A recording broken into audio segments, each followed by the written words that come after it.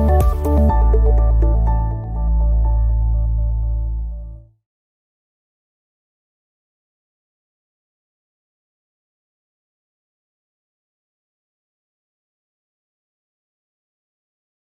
I'm Malcolm Graham Wood, and I'm here at Core London for another of my CEO interviews. My guest today is Andrew Knott, the CEO of Savannah Energy. Welcome back, Andrew. Nice to see you again. Good afternoon, Malcolm. Same to you. Andrew, today you've given the market a full year 2020 trading update, and you've issued the 2021 guidance. You described last year as a milestone year. Why don't you tell us about it and how you were able to increase the total revenues for the group and also the cash collections in Nigeria? Okay, well, look, I think probably to start off with, the easiest way to sort of put everything into context is to just run through a couple of slides which just show what's happened and what we expect to happen. So if you look at this first slide, it goes through the key metrics for what we achieved in 2020. Mm-hmm. What you can see is they're all moving in the right direction, very much so. So total revenues was up 23% to $236 million. Cash collections up 11% to $187 million. The cash balance more than doubled to $106 million, and the net debt reduced by 16% to $409 million.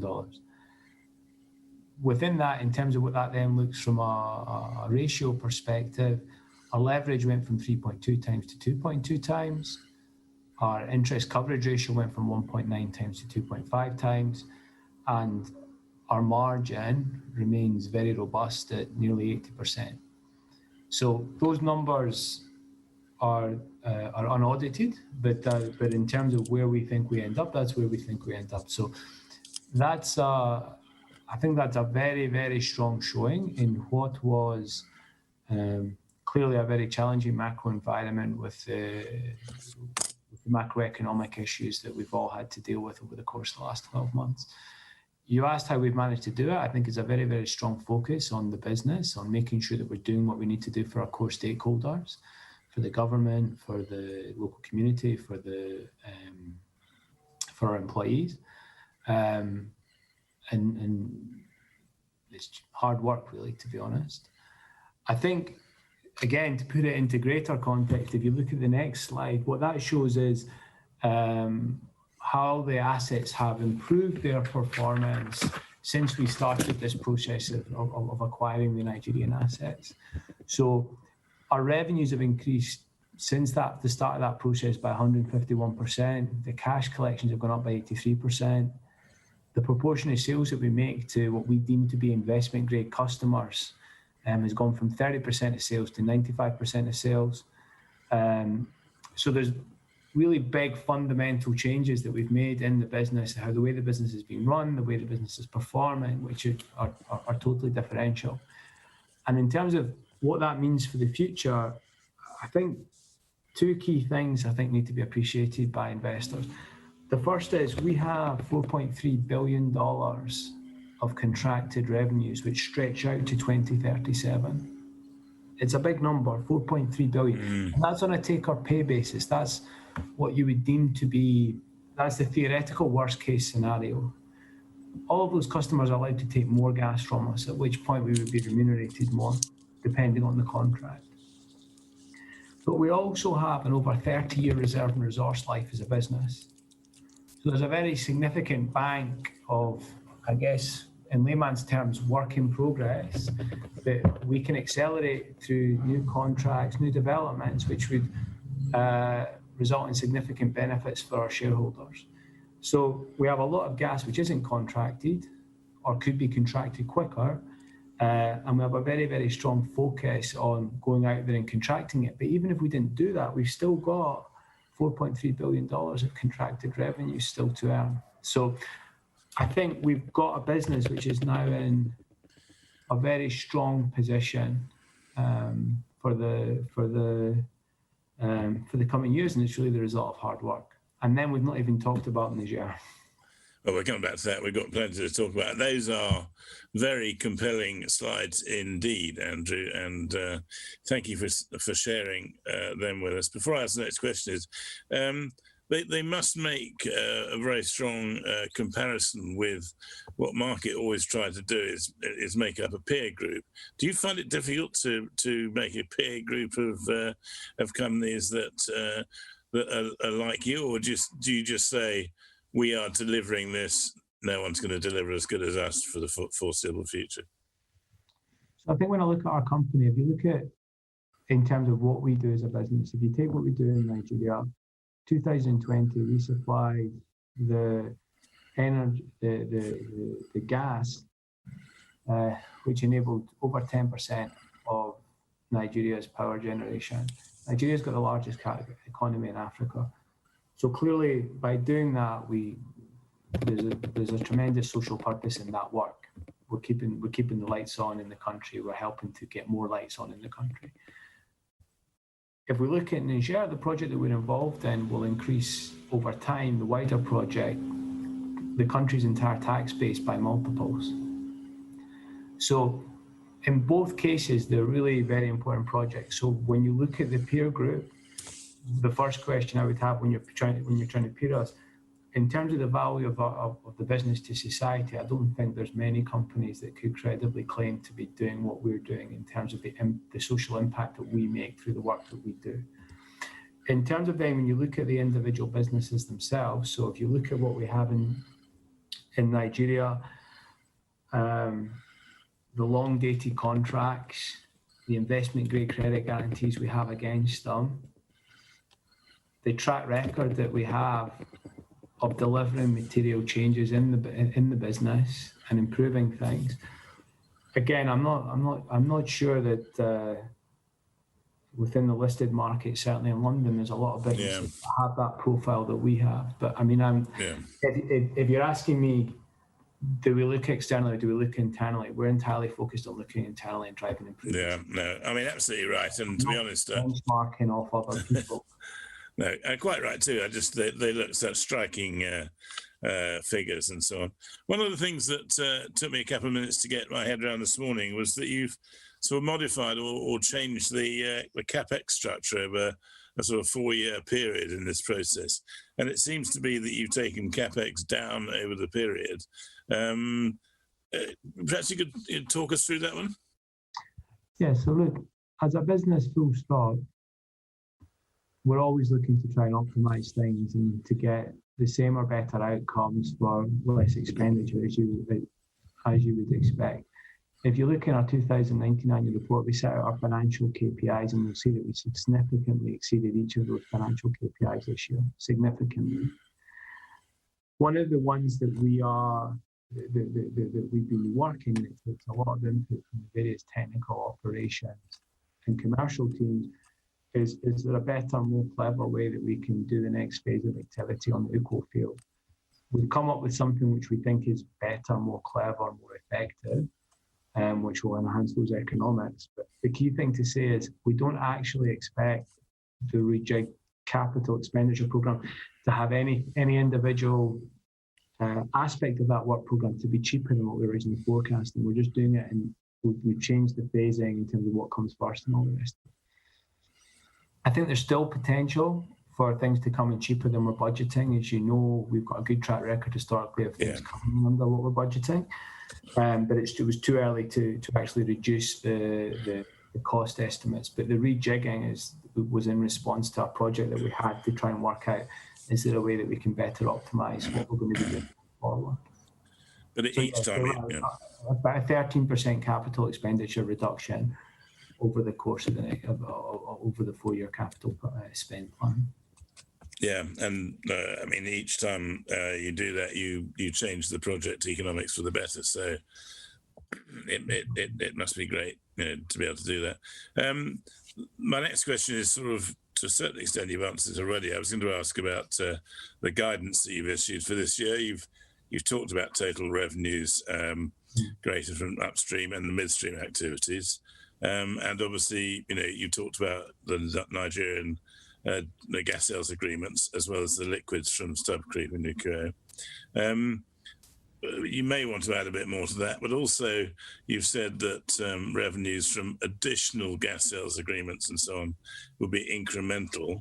which of course begs the question, despite the charts that you showed saying such long-term potential, you presumably have got more contracts you may be able to enter into. Is that about right? Yeah, so we currently serve, in Nigeria, we currently have 3 principal customers. So 2 power stations, the Ibom Power Station, the Calabar Power Station, and the Unicem Cement Factory. We have signed another gas sales agreement with FIPL, a FAM power plant. There's some works ongoing now, which means I would hope that we'll have that linked up and that will be activated in the first half of this year. So that would, if that was to happen, that would be incremental revenues in addition to our guidance and what I believe is baked into analyst numbers. And then we're actively looking at other gas sales agreements, which are at various stages of development, which again, if they were to come through, would result in further additional revenues. One thing I would, not necessarily all of them would be an impact in 2021, some of them 2022. But the visibility on that and the quality of that revenue stream vis-a-vis the counterpart will be very clear this year.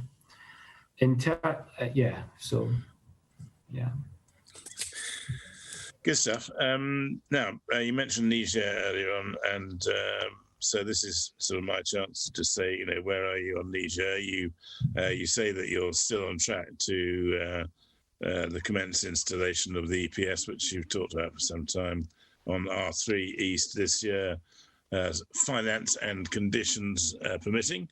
What's the situation there? Well, 2020 clearly was a challenging macroeconomic year for a whole host of reasons. And clearly, there was a strong focus within our business of making sure that the assets that we'd recently acquired in Nigeria that are supplying so much of the country's power continue to perform. It was very, very important. And there was a lot of work and a lot of focus on it, on making sure that happened. What we did do at the same time was, if you remember, we announced that we'd held discussions with the government to enable us to extend the production sharing contracts in Niger. So effectively, we had another 10-year expiration period. So that bought us the time required to enable us to focus on the sort of the pressing issues so that we can go and then develop Niger in the coming months and years. Aligned to that, with what happened last year, clearly the buyers, the potential partners in the oil and gas industry, it wasn't an active market, farming market. If you'd asked me in March, I'd have been very, very confident that we'd have brought in an industrial partner. But with what happened after that, and given who the likely buyer list are, people that we've spoken to historically, coronavirus environment is not one where you're going to see the sort of transaction that we would do. Yeah. So I think going into 2021, senior management much more focused on moving the Niger project forward. The macroeconomic conditions, I think, are likely to be much more favourable to doing so. And I'm confident that we will make it happen. We spent a lot of time and money getting the Niger project to where it is. Everything we've done on budget historically. We're not going to break that track record. And obviously the 5 from 5 exploration discoveries that we made, there's 146 other structures that we've identified as appearing to be robust, that we would, at least a portion of which we want to investigate. If you would say that the NPV of the R3 East early production systems are about $150 million, and every 20 million barrels is $100 million, of incremental NPV. NPVs are between, depending on whether it's an early produced or back or front end, it's somewhere between $4.50 and $6 a barrel. It's a really, really good project, and you're going to be slap bang in the middle of infrastructure built by one of the largest oil companies in the world, CNPC. So it's a very exciting project. The duty that we have now is to get it moving forward again. I'm very confident we will do that. It's a great project. We like it a lot. Thank you very much indeed, Andrew. You've said so much with those charts and with your comments and so on that there's no point in me asking you where you're going to be in a year's time, because you made it absolutely clear where you would like to be and how you're going to get there. So for that, I'm extremely grateful. I'm sure the shareholders are as well. If you had any other comments before we sign off on ESG or anything like that, then please say so, because it's been great to see this set of numbers today. I mean, I think there's two aspects to it. I think the societal benefit, as we discussed already, and I won't repeat, is very, very high in both of the countries that we do, both from the energy that we create, the power that we provide to our country, and the tax contributions that we make. I would also say one thing about the Nigerian business, which I think people need to understand, is when we sign new contracts, we're typically displacing diesel power generation. The carbon intensity of that of our customers powering their operations through diesel is over 50% greater typically than if they switch to gas. So not only can we offer our customers cheaper fuel, it's a much less aggressive carbon footprint using gas than it is using diesel. And in the case of some of our customers, we're actually displacing coal, which is a whole other level of carbon intensity improvement. So, and you'll hear a lot from us on ESG, our thoughts on ESG, the benefit we bring as a company, both from a societal perspective, but also from an environmental perspective. That will all be coming out with the annual report. But I think from my perspective, I'm very, very comfortable that we as a company genuinely provide very substantial social good, which I think is unparalleled by the vast majority of other listed companies. Thank you very much, Andrew. That's been a cracking run through of everything that was going last year and where you're going this year. I thought the slides were very compelling, and thank you for bringing them into the process. Great to see you again. Thank you so much. My guest today has been Andrew Knott, who's the CEO of Savannah Energy. I'm Malcolm Graham-Wood, and I've been doing my CEO interview for Core London. Thank you very much for joining, and I look forward to seeing you again soon. Bye now.